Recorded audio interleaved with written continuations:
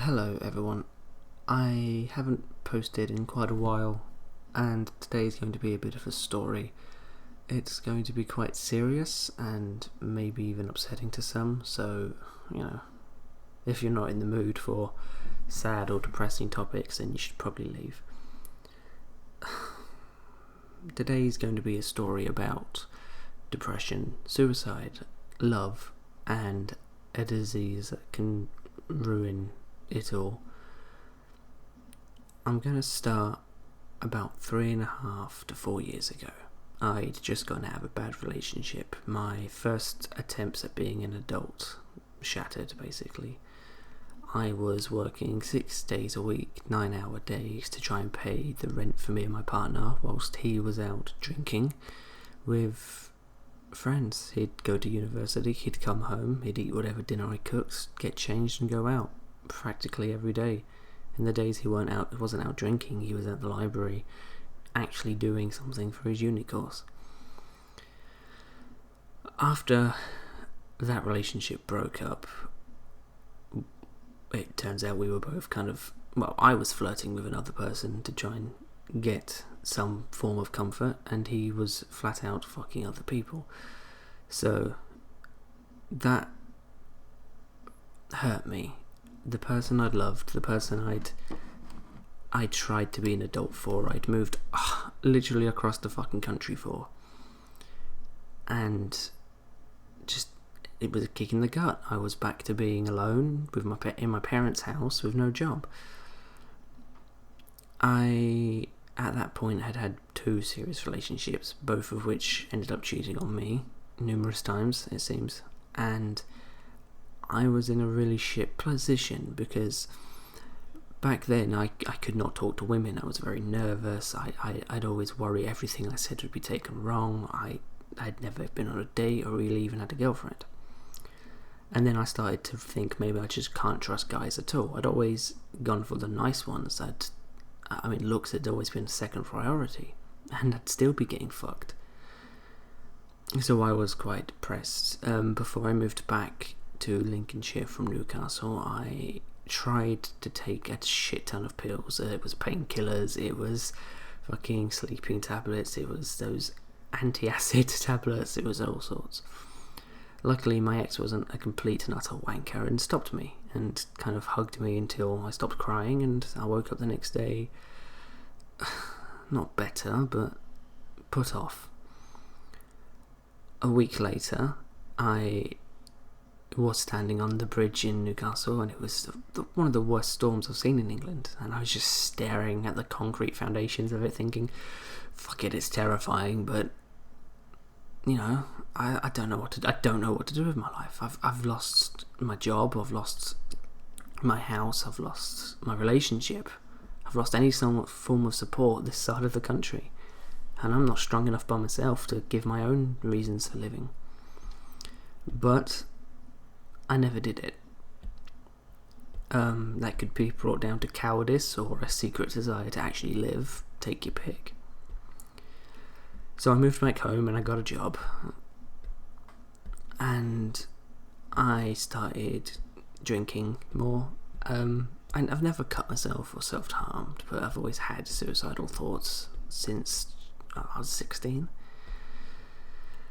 I started playing the Star Wars MMO about 2.5 years after, maybe about 2 years, and before then I'd had a few flings with guys, but nothing serious.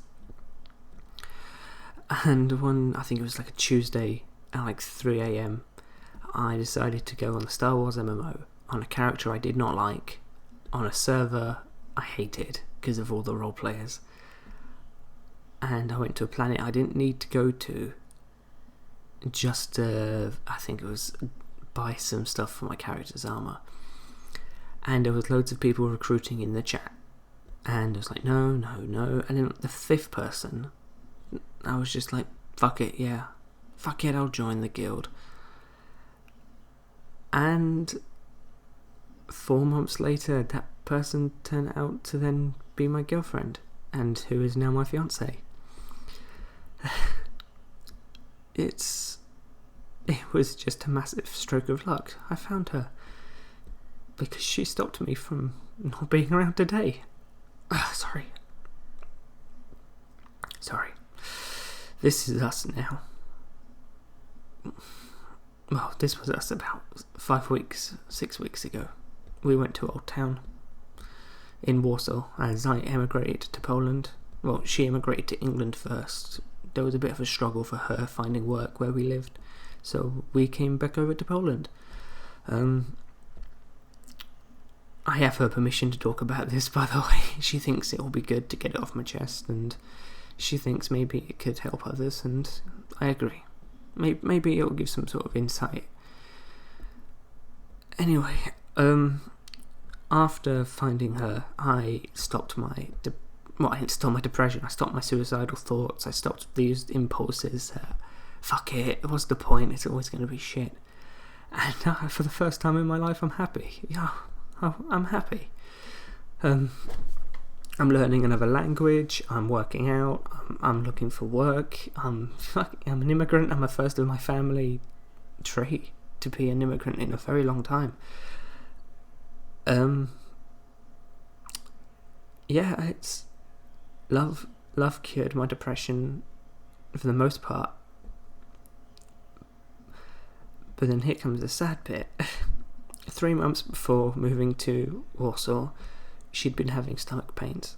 We went to the doctors, and the doctors said it was just a bad stomach. She'd get over it.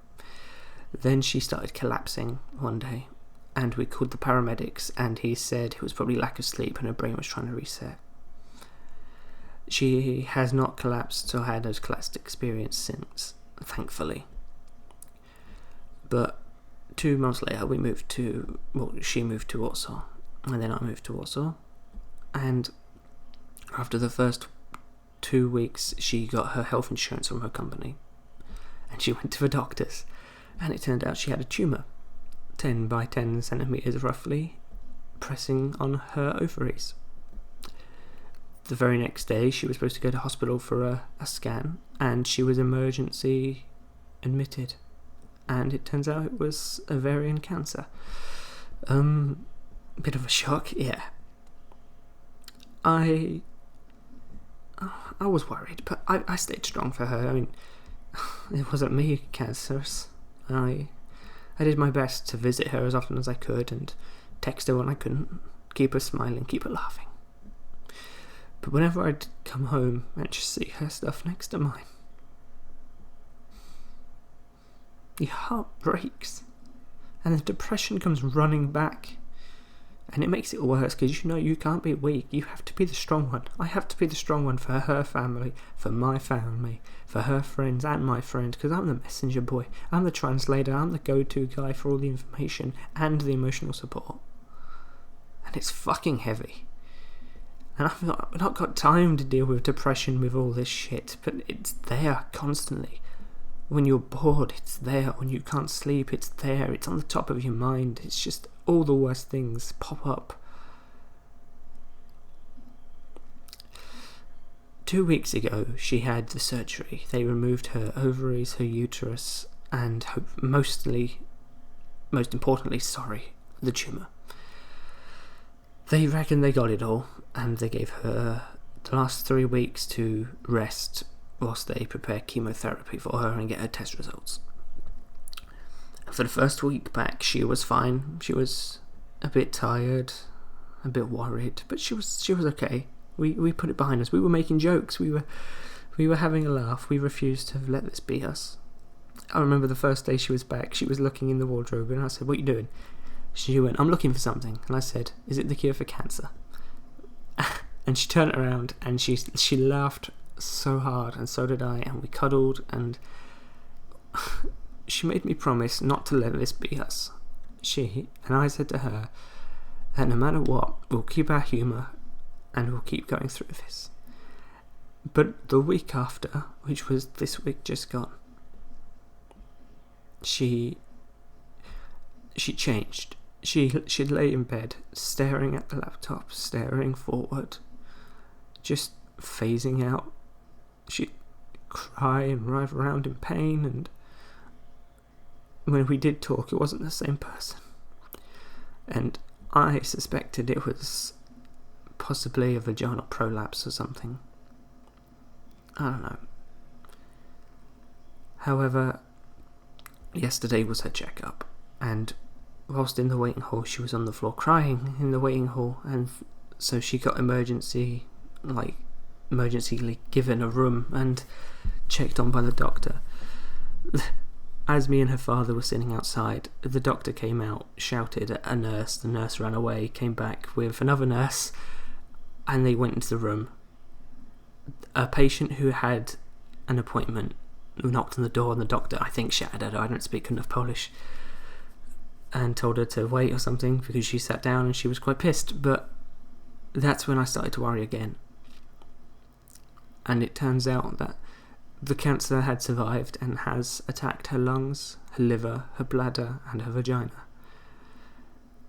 There are no tumours at the minute, but there is a small growth in her liver. It might be a lesion or whatever. I can't remember.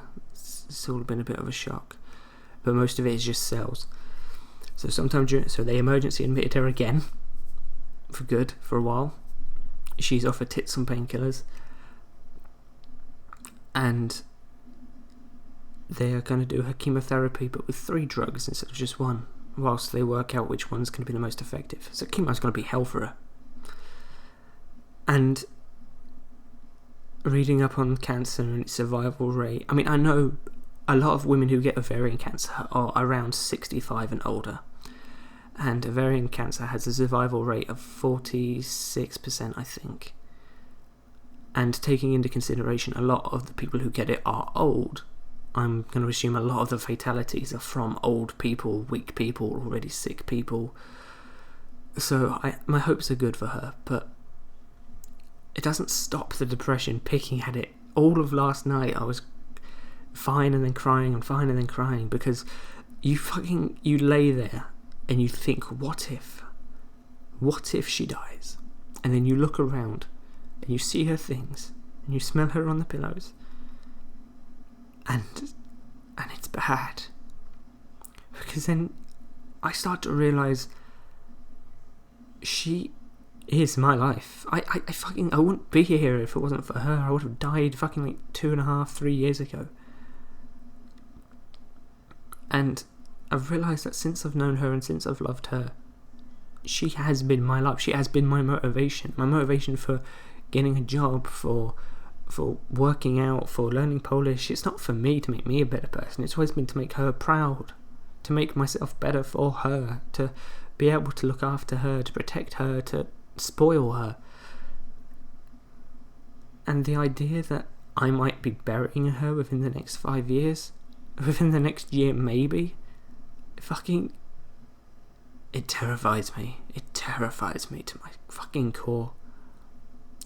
Last night I was looking up how to tie the hangman's noose. Surprisingly easy. But not because I want to die right now, but because my mind was telling me I need a backup.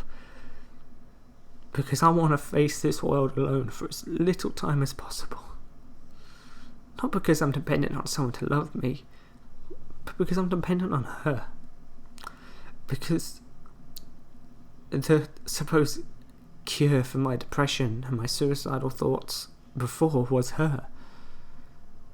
My reason for living is her, still. And whenever I see her, I've got to put on a brave face, and I've got to power through it for her, and I've got to cheer her up and pick her up. And when it comes to her friends, I've got to do the same, and family. And it's just fucking heavy. And all this time I'm sitting there thinking, why is no one looking after me? Why is no one helping me? And that's what depression does as well. It makes you selfish. It makes you scream for help, but at the same time pushing away anyone who dares fucking attempt it. And that's why I've not been posting for a while. Understandably, YouTube can get fucked, really.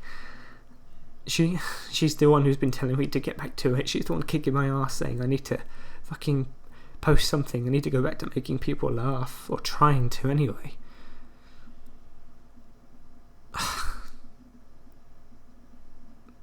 It sucks, because when you have depression, you put no value on your own life. At least when you get to the suicidal part of depression anyway. You seek reasons to live, not in yourself but in other people. And if I lost her, I know my family would be upset, and I know my friends would be upset, but I don't care. You know, if she's dead, then I can't hurt her by doing it. I can only hurt those I've left behind, and by that time I'd be dead, so I wouldn't care.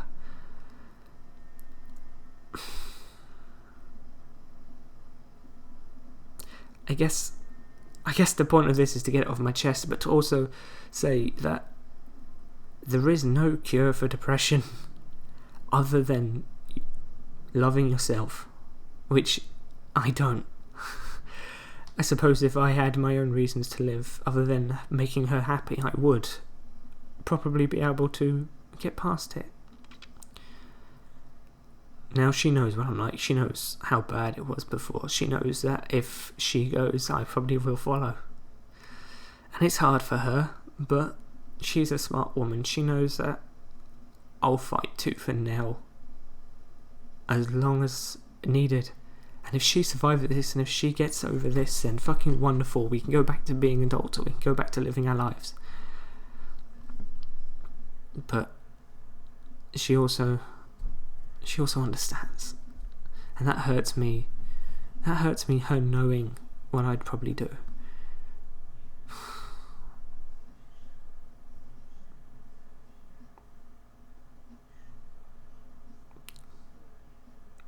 I don't know if anyone's still listening. I don't know if you fucking even care enough to go through this, but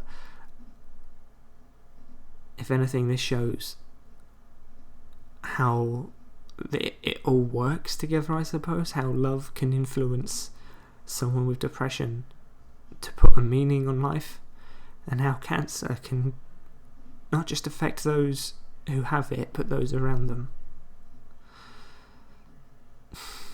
Because whenever I thought of cancer before, I always thought of the person, never the family. I mean, I've got family with cancer. My grandfather had testicle cancer. Fuck's sake. My uncle at the minute, I think he's got lung cancer. A few of my mum's family members have had cancer.